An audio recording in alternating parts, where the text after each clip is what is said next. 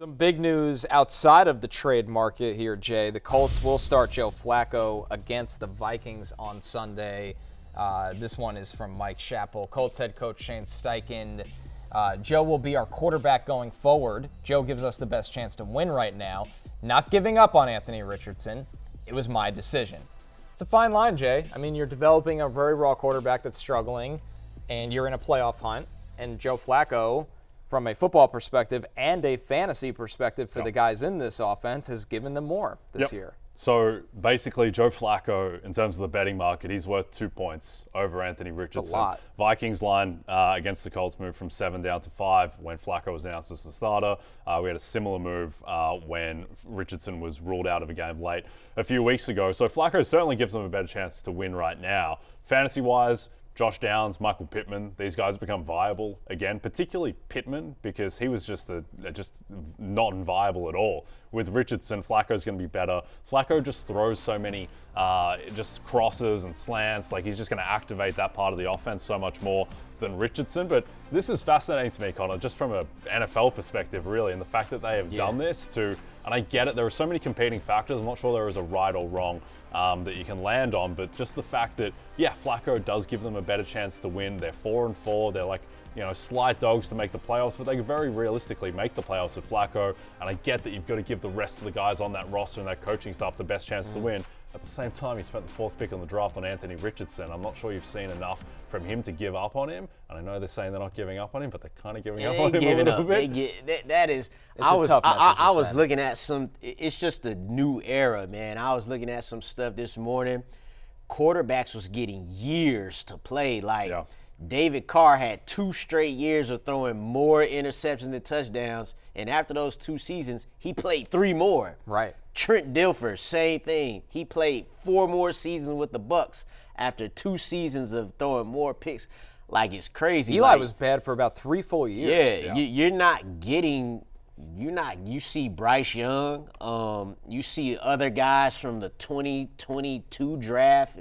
On different teams already. Like, Kenny Pickett was forgotten about after I don't think he should have been picked in the first round. I agree, but so, they made that choice and then bailed on it. Yeah, and then too, some guys may be top 20 talents, maybe top 30 talents at quarterback, but then the market forces them to get drafted in the top 10 or in the top 5. But I'll tell you this. About Anthony Richardson. I hope Michael Pittman, Goodson, Adonai Mitchell, I hope they all sleep good at night.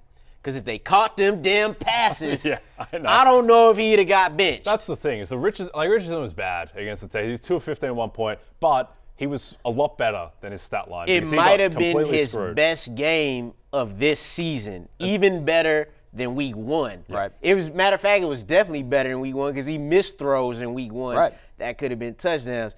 I just wonder if they catch, because that's 3 touchdowns you left out there. Yeah.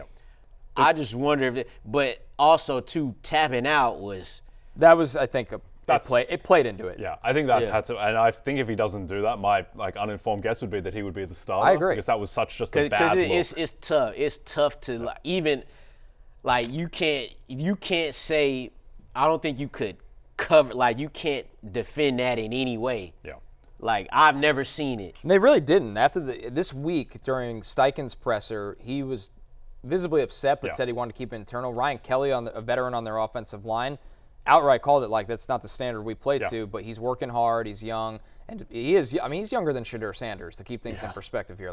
He's younger than Caleb Williams. He's younger than Carson Beck. This should be his senior year in college now. Absolutely. Yeah. Where I land on ultimate, and look, really, what's the goal? What's the end goal of the whole thing? You want to be competing for Super Bowls, and look, I don't have to look Quentin Nelson in the face and tell him that we're riding with a guy who's going to give us less of a chance to win this year. But if you're trying to compete for Super Bowls, you are not winning the Super Bowl with Joe Flacco.